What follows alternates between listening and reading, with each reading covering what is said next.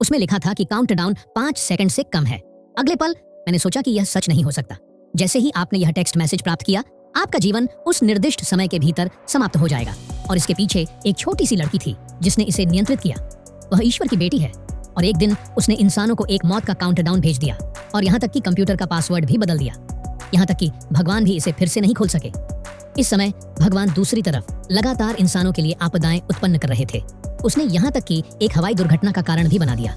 उसे इंसानों की जिंदगी की बिल्कुल परवाह नहीं थी। उसकी बेटी बहुत कंफ्यूज थी। उसने अपने पिता से पूछा कि वह इतना निर्दयी क्यों है। उसने यह नहीं सोचा था कि यह सवाल सीधे भगवान को नाराज कर देगा। उसने एक बहाने के तौर पर एक खतरनाक जानवर का नाम लिया और अपनी बेटी को चीखने पर मजबूर कर दिया।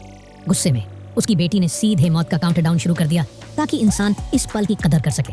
फिर लड़की ने अपने भाई को खोजा और पूछा कि वह अपने पिता को कैसे सजा दे सकती है। उसके भाई ने कहा कि यदि वह धरती पर 6 अच्छे लोगों को ढूंढ ले तो वह अपने पिता को नियंत्रित कर सकती है। इस समय उसके पिता को कुछ गड़बड़ महसूस हुई और उसने जल्दी से दरवाजा खोला और ऑपरेटिंग रूम में दाखिल हुआ। लेकिन उसे यह नहीं पता था कि वह कंप्यूटर नहीं खोल सकेगा। सड़क पर गिरना पड़ा और खाने के लिए बचे हुए टुकड़े उठाने पड़े, लेकिन यह खराब भोजन उसे खाने में असमर्थ बना दिया।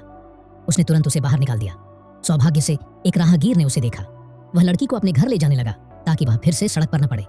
इसी समय दूसरी तरफ भगवान ने अपनी बेटी का राज जान लिया और तुरंत समय यात्रा मशीन में कूद पड़ा। वह आगे बढ़कर अपनी बेटी को वापस लाने की योजना बना रहा था, लेकिन उसे यह नहीं पता था कि जैसे ही वह मशीन में दाखिल हुआ, दूसरी ओर यह तेजी से घूमने लगी।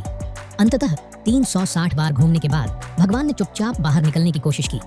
इस बीच लड़की जो गाड़ी का